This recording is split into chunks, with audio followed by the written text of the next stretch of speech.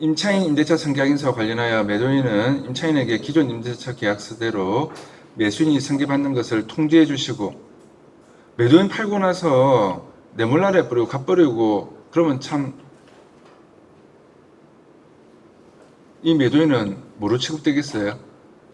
싸가지 없는 매도인 이래 되겠죠. 이때까지 월세 다 받아 먹어놓고 월세 하루만 늦으면 바로 전화 와서 그래 난리쳐 샀더만 집 팔았다고, 야, 뭐 인사도 한번 안 하고 이야기도 안 하고 그냥 갚버리네. 이거는 조금 도의가 아니잖아요. 그래서 건물 내가 팔았는데 새로 좋은 매수인 왔으니까 좋은 이 새 매수인하고 잘 이렇게 사업 잘하세요라고 인사라도 좀 하고 그렇게 하는 게 좀 그 인간적이잖아요, 그렇죠? 그래서 기존 임대차 계약서대로 매수인이 승계받는 거 통지해 주시고, 매수인이 임차인과 임대차 내용 확인, 임대차 내용이 계약서하고 똑같은지 아닌지 확인, 임대차 승계 확인에 매도인은 협조해 주셔야 합니다. 협조해 주셔야 합니다. 그래서 매도인하고 매수인하고 같이 가서 임대차 승계 확인서를 받으면 제일 좋겠죠. 그다음 매수인 쪽 부동산하고. 그럼 임대차 승계 확인서를 좀 서류로 만들어 가지고 타이핑 쳐서 간단하게 이름만 사인만 딱 할 수 있도록 체크만 딱 할 수 있도록 미리 다 타이핑 쳐서 가시면 좋습니다. 그런데 조심하실 게 계약서를 새로 적는 것은 별로 안 좋습니다. 계약서를 새 매수인, 새 소유자하고 새로 적는 것은 별로 좋은 방법은 아니에요. 그냥 승계 확인서를 받는 게 좋아요. 그래서 다음 달에 제가 일부러 들으려고, 다음 달 또 강의 들으시는 분들은 그 제가 승계약에서 저희 쪽에서 만들어 놓은 양식들 샘플을 좀 드리려고 제가 준비를 해놨거든요. 좀 그걸 응용하셔가지고 하시면 될 거예요. 그래서 이 잔금 즉시 매수인은 임차인에게 임대차 승계약인서를 받는 것을 원칙으로 합니다. 잔금 즉시 안 받으면 어떤 문제가 생기는가 하면, 현재 임차인이 매각 사실을 알고 나서 임대차 계약 기간이 남았더라도 임대차 계약 해지를 요청하고 임대차 보증금 반환 청구가 가능합니다. 대법원 판례에서. 그러면 이 대법원 판례 어디 있는지 98마 100 판결 이렇게 하면 네이버에 치면 대법원 판결에 관한 내용이 쭉 나와요. 네이버에서 이렇게 검색하시면. 자, 코로나 와서 내가 장사하는 게 문 여는 것 자체가 마이너스다, 이런 그 임차인들이 있거든요. 정말 코로나 오고 나서 야, 이거 내가 무조건 나가야 된다, 뭐 권리금이 뭐고 시설비고 그냥 포기하고 인건비가 안 맞춰지는데 어떻게 장사를 해, 그냥 나가는 게 더 편해. 그러면 내가 월세 주는 거라도 건지지, 보증금이라도. 이렇게 해서 나가려고 하는데 소유주가 바뀌었다 이러면 아이고 이제 잘 됐네 하면서 내 나갈 거니까 보증금 돌려주세요, 이런 임차인들이 저희 코로나 사태 오고 나서 매매 진행할 때 굉장히 많았었어요. 실제로 굉장히 똑똑한 임차인이죠. 이런 판례까지 알고. 근데 중개한 부동산이 이런 판례를 모르고 있으면 안 되죠. 그런데 변호사들 몰라요. 그래서 제가 실제로 매매한 건물 빌딩 중에 그 회장님이 굉장히 사회적으로 위치가 좀 있으셔가지고 변호사들이 주위에 굉장히 많으셔가지고 임차인이 3개층이 나가려고 하는 거예요. 건물에서 3개층. 임차인 세 군데서. 그래서 이거 좀 그러시면 그렇게 되면 저희 좀 곤란한데, 월세 받을 목적으로 샀는데 이거 좀 임차인들 좀 이렇게 협조 좀 해서 좀 하도록 해주세요라고 하니까, 바로 제가 있는 자리에서 변호사인데, 세 명의 변호사인데 전화해서 야, 뭐 임차인이 소유주 바뀌면 나갈 수 있다고 하던데 그거 진짜야 하면서 그 어르신이 변호사한테 물어보니까, 변호사가 다들 그런 게 어디 있어 이러는 거예요. 변호사 모르는 거죠. 그래, 그 변호사 자존심 상할까봐 제가 98마 100 판결 찾아보세요 하려고 하다가 막 말았어요. 그러면은 그런 내용으로 이야기하면, 대법원 1998년 98마 100 판결에 나옵니다라고 말씀하시면 되겠어요. 네. 자, 중개수수료는 계약 때 절반, 잔금 때 절반 이렇게 받으시고 지급하시는 게 좋습니다. 폐기물 쓰레기는 매수자가 승계받기로 하지 않은 폐기물 등 쓰레기는 매도자 치워주셔야 됩니다. 비용 부담해 주셔야 됩니다. 라고 설명해 주셔야 됩니다. 그 다음에 은행 대출이자는 잔금일부터는 은행이자를 매수인이 납부합니다. 잔금일부터는. 그래서 따라서 월세도 잔금일부터 매수인이 수령합니다. 월세를 잔금일부터 내가 매수인이 받는지 안 받는지 헷갈릴 때는 잔금일부터 대출했잖아요. 매수인이 대출했으면 그 대출한 첫날 이자 발생되겠죠. 대출한 첫날 내가 은행 이자 주니까 당연히 월세 내가 가져야죠. 이렇게 헷갈리시면 그렇게 생각하시면 되겠습니다. 이게 월세 정산을 해야 되기 때문에 월세를 언제부터 받는지를 꼭 아셔야 돼요. 근데 실제로 실무 봐보면 이거 헷갈려가지고 매도인하고 매수인하고 싸우는 경우 있어요. 어떤 경우는 하루 월세가 몇백만 원씩 되는 경우도 있거든요. 하루 월세가 5천만 원, 7천만 원 이렇게 되면 하루 몇백만 원 될 거 아니에요. 그러면 야, 이 잔금일까지 내가 받아야지 이렇게 우기는 매도인들이 간혹가다 있어요. 그러면 그때 은행 대출이자 어제까지만 내셨지 오늘부터는 매수인 냅니다라고 하면은 매도인이 이제 실제로 저희가 매매했을 때 매도인이 아니 그 은행 이자 어제까지 낸다라고 그거 맞나? 이러면서 이야기하는데 매수인 쪽에 대출을 해주는 은행에서 지원장님 직접 나오셨거든요. 수표를 한 50억짜리를 들고 그러니까 대출을 매수인이 한 50억을 했었거든요. 그래가지고 50억짜리 수표를 들고 왔어요. 그러니까 그러니까 이제 매도인 쪽에 원금 플러스 은행이자 해서 한 장에 딱 수표로 해가지고 해서 가져와서 저기 이제 매도인 쪽 은행에 지불하려고 이제 가져왔잖아요. 그래서 은행 지원장님이 잔금 치는 날은 해당 안 되고 잔금 치는 전날까지만 은행이 이자를 내시는 겁니다. 매도인한테 설명하고 그쪽 은행에 전화해서 정 안 믿어지시면 확인해 보세요 해가지고 하니까 확인하고 나서야 그때서부터 그럼 오늘부터 월세는 그쪽에서 가져가세요 이렇게 됐어요. 실제로 제가 경험한 사건이에요. 그러니까 이런 거 헷갈린단 말이에요. 그래서 꼭 아셔야 됩니다. 자, 월세 정산할 때 월세 정산 가지고도 많이 싸우거든요. 월세 정산 가지고도 그냥 뭐 이거는 좀 내가 받은 걸로 해서 그냥 돈 몇십만 원밖에 안 되는데 매매 금액이 얼마짜리인데 뭐 몇십만 원 가지고 그럽니까? 이러면서 그건 그냥 좀 넘어갑시다. 이런 매도인들이 있어요. 그래서 월세 정산은 이제 정확하게 계산하셔가지고 저희 같은 경우는 엑셀 프로그램을 활용해서 딱 도표를 만들어서 보통 주거든요. 아니면은 그렇게 하고 나서도 계산기로 하나하나 두들겨서 확인을 다시 시켜줘요. 매수인하고 매도인한테 계산기로 두들겨서 그러면 하루 월세의 금액이 나와야 되겠죠. 하루. 그럼 또 30일로 할 건지 31일로 할 건지 뭐 365일분에 며칠로 할 건지 복잡해지잖아요. 그럼 그런 부분들도 이야기를 해서 협의를 보셔야 돼요.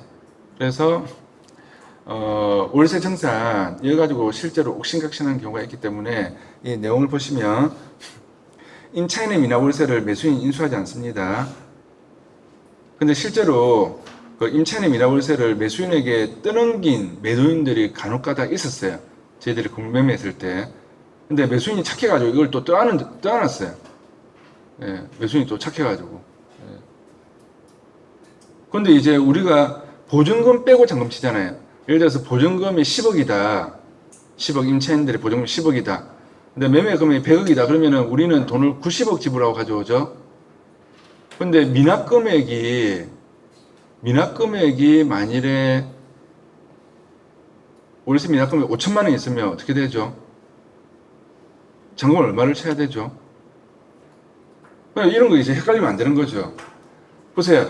보증금 10억에 만약 보증금 10억에 월세 4천만 원짜리 건물을 샀어요.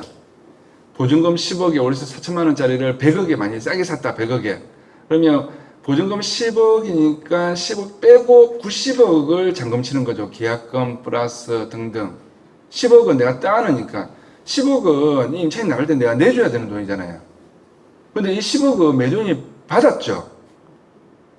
임차인한테 받았잖아요. 미리 받았잖아요. 그런데 임차인 한 명이 월세 미납한 게 뭐 보증금 2억에 월세 1천만 원인데 한 달에 만약에 2억에 1천만 원인데 월세를 5개월 동안 5천만 원 밀었어요. 그래서 보증금을 그 2억에 월세 1천만 원인데 보증금 2억이 남아 있는 게 아니고 2억에서 2억 보증금에서 5천만 원 날아갔어. 5천만 원. 5천만 원 날아갔어요. 네. 그럼 그 임차인 나갈 때 내줘야 되는 돈은 얼마죠? 1억 5천만 내주면 되잖아요. 1억 5천만. 그럼 매수인은 돈을 얼마를 줘야 돼요? 이거 떠안으면 매수인이 이 산수 계산인데 헷갈리시면 안 돼요. 이 산수 계산. 그러니까 보세요. 이 잔금 치는 날 싸운다니까요. 이런 거 가지고. 잔금 치는 날 싸우고 있잖아요. 막 헷갈려가지고 이게 맞는지 저게 맞는지 서로 막 그러고 있어요. 그래서 그 매수인이 만일에 10억 보증금에 월세 미납금이 없으면 임차인한테 임차인 나갈 때 10억 줘야 되죠. 10억. 그럼 나는 90억만 주면 되죠. 그런데 임차인이 보증금 내줄 돈이 5천만 원 미납금이 있어서 9억 5천만 주면 돼요. 9억 5천만. 9억 5천만. 그러면은 나는 9억 5천만 주면 되면은 9억 5천만 주면 되면 줘도 되면 나는 100억짜리를 사니까 9억 5천 빼고 90억 5천을 줘야죠. 내가 임차인한테 내줘야 되는 9억 5천이잖아요. 9억 5천. 9억 5천. 그쵸? 예. 임차인이 받을 돈 5천만 원 보증금에서 날아갔잖아요. 그쵸? 그러면 90억 5천을 줘야 되겠죠. 그러니까 이 5천만 원을 매도인이 떠넘겨 버리는 거죠. 그러니까 매도인이 월세 5개월 동안 5천만 원 못 받은 거 있잖아요. 그럼 보증금에서 까졌죠. 그러니까 이거를 갖다가 매수인한테 떠넘기고 그러면은 잔금을 갖다 니 90억 주는 게 아니고 나한테 90억 5천만 원 줘. 이렇게 돼버리는 거죠. 근데 민법상 이 임차인의 미납월세는 매수인에게 떠넘길 수 없죠. 근데 실무상 떠넘기는 매도인이 있단 말이에요. 그래서 미리 이 세 페이지를 주면서 세 페이지를 미리 주면서 미납월세를 매수인이 인수하지 않습니다. 민법상 인수하지 않습니다. 이거 떠넘기시면 안 됩니다라고 미리 이야기해 주셔야 됩니다. 그래서 임차인 월세 정산은 잔금일 전날까지는 매도인이 수령하고 월세 세금 계산서를 매도인이 임차인에게 발행하고 잔금일부터는 매수인이 월세를 받는 것으로 해서 잔금일부터의 월세는 매수인이 월세 세금 계산서 발행합니다. 관리비 세금 계산서도 잔금일 전날까지와 잔금일부터로 나누어서 발행합니다.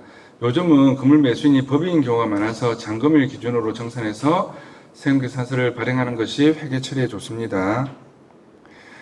자, 잔금일부터 월세를 누가 받는다고요? 매수인.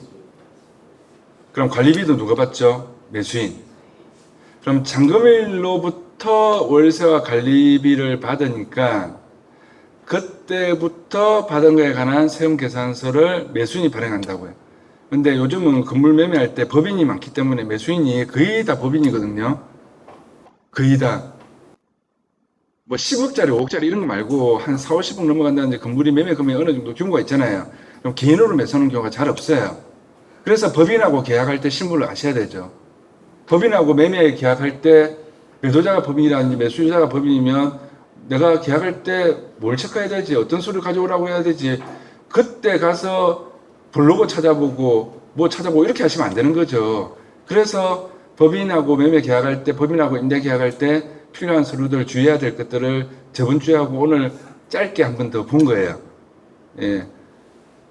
그래서 법인은 회계 처리가 단돈 10원이라고 틀리면 안 되거든요. 회계 처리가 틀리면 어떻게 되죠? 가산세 있죠. 가산금이 있죠. 내가 증빙 자료가 없이 만일에 1,000만 원을 어디에 송금했어요. 누군가에 홍길동한테 1,000만 원을 송금했어요. 그럼 이 1,000만 원 송금한 돈에 관한 영수증이나 증빙 자료가 없잖아요. 그럼 나중에 그 법인 1년 뒤에 법인 조정할 때, 법인세 조정할 때 벌금 물어야 돼요. 벌금. 그러니까 잔금일부터는 매수인이, 잔금일 하루 전날까지는 매도인이 세금계산서 발행하는 걸로. 근데 벌써 세금계산서 발행을 했다 그렇게 되면은 정정 신고하시면 돼요. 정정 신고. 매도인 쪽 세무사한테 정정 신고 좀 해주세요라고 하시고 그거 딱 계산해 가지고 줄 거 주고 받을 거 받고. 그러면은 만일에 월세를 아직 안 받았어요. 만일에 월세를 자 선불이면 매도인이 벌써 받았겠죠. 내가 만일에 잔금을 20을 올려치는데 25일 날 치는데 1일 날 월세하고 관리비를 이제 준 임차인이 있다. 그럼 매도인이 미리 받았을 거 아니에요. 그렇죠? 그러면 세금계산서는 벌써 발행했는데 그러면 정정신고하면 되고, 세금계산 발행했는데 그럼 정정신고하면 되고, 그 다음에 받은 거는 떼가지고 다시 매수인 쪽으로 주도록 하면 되겠죠. 그럼 임차인한테 줘가지고 임차인이 매수인한테 보내든지, 그쵸? 예. 그 다음에 후불인데 내가 잔금을 10일 날 쳤어요. 후불이에요, 월세. 근데 임차인이 안 그래도 지금 어려워 죽겠는데 월세 10일치는 11일 날 잔금을 쳤다. 그럼 11일 날 잔금 쳤다. 그럼 11일 날 잔금 쳤으면 그 전날 10일까지는 월세를 누가 받는 거죠? 매도인이 받는 거잖아요. 11일 날 잔금 쳤으면 10일까지는, 그러면 임차인한테 10일까지 월세 내한테 미리 주세요 하면 안 그래도 힘들어 죽겠는데 주겠어요? 그렇죠? 나 말일날 줄게 이렇게 되는 거죠. 그럼 말일날 어떻게 한다고요? 10일치 월세는 11일날 잔금 쳤으면 10일까지 월세는 자 매도인한테 주세요. 매도인한테. 그 다음에 11일부터 말일까지 월세는 새로운 매수인한테 주세요 라고 하고 세금계산서도 각각 따로따로 받으시는 걸로 해가지고 임대차 승계확인서에 다 적어서 금액 계산해서 다 적어가지고 금액 얼마, 그 다음에 같이 만나서 계산기로 두들겨 이거 맞죠? 라고 확인시키고 도장 딱 받아오셔야 돼요. 잔금일날, 잔금 치는 날. 이 실무가 굉장히 중요합니다. 그렇게 하지 않으면 나중에 어떻게 한다고요? 임차인이 힘들고 어렵고 이러면은 한 달 뒤에, 두 달 뒤에 임차인이 나 힘들어서 나가야 될 것 같아요. 이렇게 이야기한단 말이죠. 보증금 돌려주세요. 네, 나갈래요. 이렇게 한단 말이에요. 대법원 판례에서 그렇게 할 수 있다는 겁니다.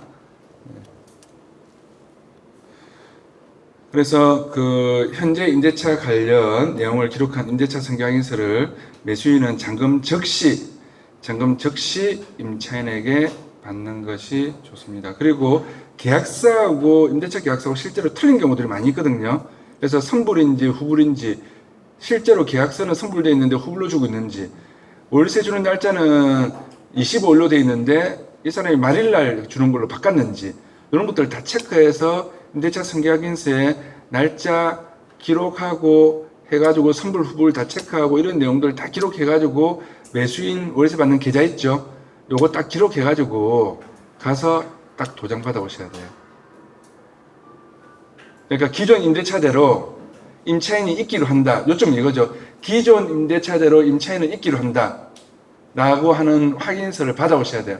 그러면 네가 그대로 매수인에게 승계되는 걸로 해서 기존 임대차 계약서대로 있기로 하는 것에 도장 찍었잖아. 근데 지금 또 나간다라고 하면 어떻게 돼? 이렇게 반박하셔야 되겠죠. 이 내용이 굉장히 중요합니다. 자, 건물부가세 부분 요 페이지만 하고 하시겠습니다. 건물부가세는 잔금 전에 매도인과 매수인이 각자 담당 세무사 확인한 후에 중개한 부동산의 건물부가세 계산서를 제출해 주셔서 중개한 부동산이 비교 확인할 수 있도록 협조해 주셔야 합니다.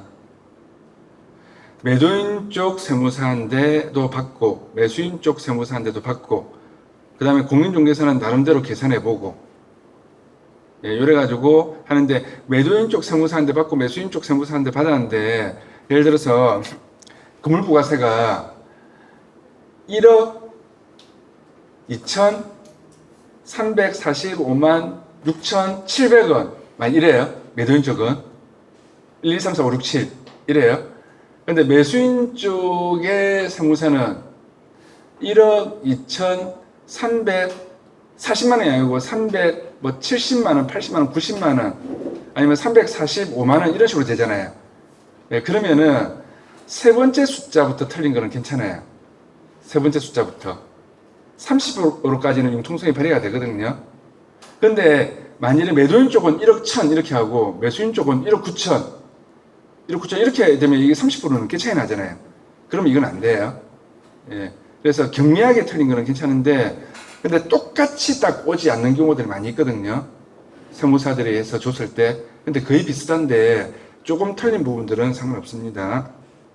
그래서 건물부가세 포괄 양수도가 안 될 시에는 건물부가세는 매수인이 잔금 때 매매된 경우에 별도로 건물부가세를 매도인에게 지급하셔야 하고, 매도인은 잔금과 건물부가세 수령 즉시 건물부가세를 납부하고 건물부가세 세금 계산서를 발행해서 매수인에게 주셔야 합니다.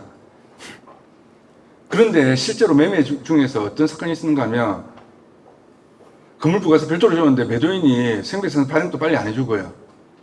자기 급한 돈이 있다고 이거를 닦아서 버렸네. 돈을 건물부가세 줬는데 매수인은 환급 받아야 되잖아요. 그럼 이거는 사고잖아요, 사고. 그래서 대리납부 제도를 활용하는 거예요. 매수인이 대신 납부하는 거죠. 매수인. 예. 그래서 이제 요 페이지만 하고 나중에 쉬었다가 할 건데, 자, 그래서 프린트를 보시면 건물부가세 환급을 받지 못하는 병원, 면세사업자 등의 경우에 건물부가세가 단순 비용으로 발생하여 매수 금액에 반영되어서 예민할 수 있어서 잘 체크해야 된다. 건물부가세 환급 받지 못하는 매수인은 이 건물부가세가 비용으로 날아가는 거죠. 비용으로. 예민할 수 있다고요. 자, 이럴 때 건물부가세 줄이기 위해서 공시가격 비율이 아닌 감정평가를 하여 건물부가세를 줄일 수도 있습니다. 토지 공시지가와 건물 기준시가의 공시가격 국세청 기준시가를 안분 계산해서 매매 금액에 적용하여 건물부가세를 계산합니다. 세무서에서는 건물부가세를 30% 오차 범위까지는 허용해주고 있는데 지역에 따라 편차는 있습니다. 그 다음에 사소한 것의 협의 내용은 계약 당사자 간에 좀 해결하도록 한다라고 또 이야기를 미리 하셔가지고 직접 서로 통해서 좀 해결하세요라고 해주시는 게 좋아요. 그러면 이 지금 세 페이지 있잖아요. 이 세 페이지 내용을 계약할 때 일일이 이런 거 이야기하고 있으면 계약될 것도 깨지거든요. 예. 계약 안 될 거를 계약하도록 만들어야 되는데, 그러니까 계약할 때 있잖아요. 임대든 매매든 보면 뭐 이렇게 뭐 요구하는 것들이 좀 틀리고 옥신각신하고 이렇게 하잖아요. 그러면은 계약이 어렵게 진행되는 걸 갖다 어떻게 하든지 설득해서 계약이 되도록 진행해야 되잖아요. 근데 이런 것들 이야기하고 있으면은 야는 뭐 계약하자는 거가 말자는 거가 뭘 자꾸 쓸데없이 이래 잔소리를 해서 이렇게 되죠. 뭐 쓸데없는 잔소리를 이렇게 해서 쓰레기 폐기물 있으면 치워주면 되고 뭐. 근데 실제로 안 그렇단 말이에요. 실제로 실무상은. 그러니까 그리고 건물부가세를 또 한 번은 매수인이 이런 경우도 있었어요. 예. 우리 매도인 쪽이고 저쪽 매수인 쪽 부동산에서 건물부가세 챙겨오셔야 된다 분명히 이야기했는데, 매수인 쪽 부동산에서 건물부가세 별도로 가져오란 말 안 했잖아 하면서 나 잔금밖에 안 들고 왔는데 하면서 건물부가세 낼 돈 없는데 이렇게 이야기하는 거예요. 그 건물부가세가 3억이었거든요. 3억이 없대요. 그런데 건물부가세는 누가 납부 의무가 있죠? 매도인이 납부 의무가 있거든요. 매도인이. 세금계산서 발행도 날짜는 해줘야 되고. 만약 그거 안 하게 되면 어떻게 되죠? 가산세가 있는 거죠. 가산세가. 근데 매수인이 돈이 없대. 정말 이런 황당한 경우들도 있어요.